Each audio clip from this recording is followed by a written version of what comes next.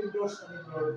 Kaya kung wala intervention ni Lord karon, kanina kita po as is nga inani ang welcome, wala spiritual intervention. Ang inyong kabuol, bisyo o kung saka, wala yung mga tuloy sa iyong aktibihan. By the way, just this moment, katulad na together mo ang point mo ni Pastor, naroon ko sa but I feel the Spirit of God. There was once was touched here.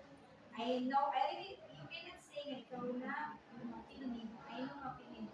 Ganyan na na-feel good na ako. There was a light, a glimpse of a single light when I had seen. Yes.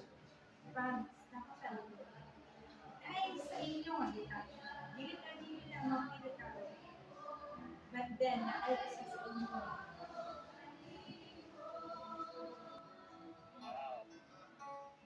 Yes.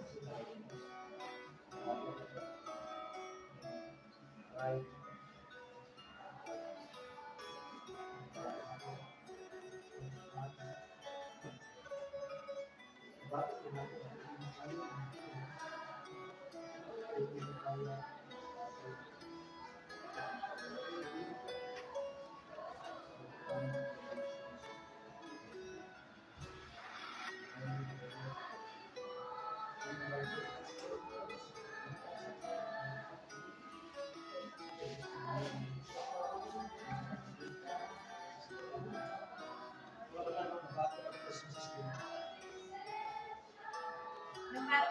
I feel the presence of revival.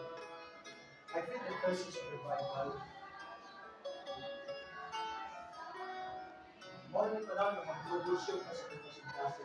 Kasi ako nga, karoon na kay sa mo beauty. Pamilangin mo, ikaw ay pamilangin mo, ikaw mag-abot sa pagkakas ko. Maraming oras. Humble yung pagkakas. Kaya bisa ng asawa ni mo, hindi mo kaya ang senaryo sa pagkakas. Sabi ko sa pagkakas. The devil is trying to destroy your life. But I'm pretty sure God allowed this fellowship.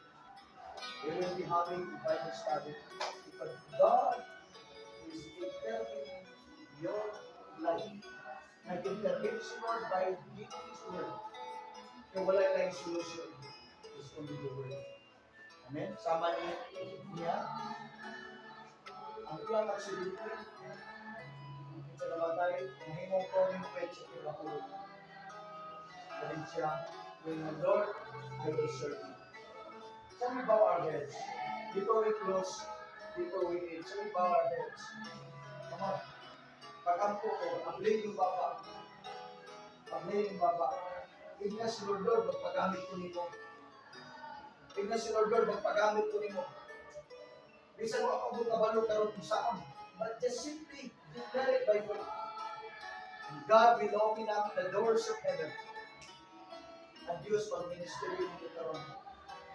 Ang Ginoo maghatag ng mensahe sa mga sinasi.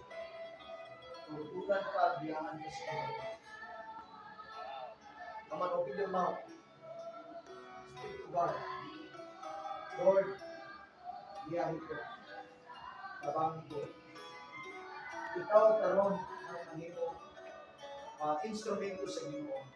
Pagtulog sa iyong panimalay. Siguro ningon ng mga kapapa, hindi na magsulog ka mausap. Apat karon.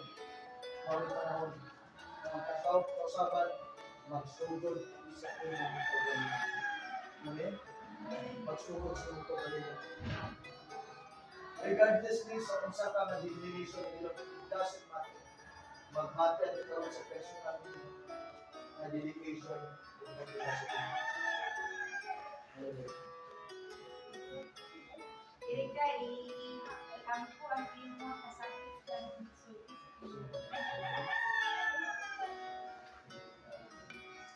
Father, in the name of Jesus, Lord, si Erika, Lord, your right now, in the mighty name of Jesus. Holy Ghost, I know it from the Lord. Lord, you will release us from that pain. Lord, a burden that is not become. In the mighty name of Jesus. Ang victory nila siya sa Lord. Right now, we cancel in the mighty name of Jesus. Lord, karanasan mo ang kami pinagpulog sa kasangkasan. Taliwala sa sitwasyon sa pamilya ang Ginoo. Abandon sa inyo ang iyong wala pinag sa according to your word, according to your word, according to those who love. Lord, pinagpulog na po mahigugma sa kanila. Lord, diyan na Ginoo, ikaw ay Lord, mag-take over ang mamuhat sa sitwasyon sa pamilya. Asa may papa o mama, wala ko sa iyo sa bitang. But Lord, that ang focus sa iyong intervention, I believe for miracles, that all things are possible until you, Lord, to do something. Right now, I believe, Lord, for miracles in the mighty name of Jesus.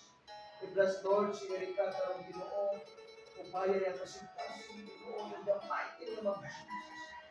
Salamat sa kagawasan, aning kabulatod sa kasintas, tabangin sa ikalong provide ang pagpakinanglan mga tao Lord kung gamit kaniya imong panalangin gamitan niya kinabuhi i-raise up ni sa Lord na mahimo ni mong instrumento na mahimo siyang testimony alang usap sa mga kapatanunan.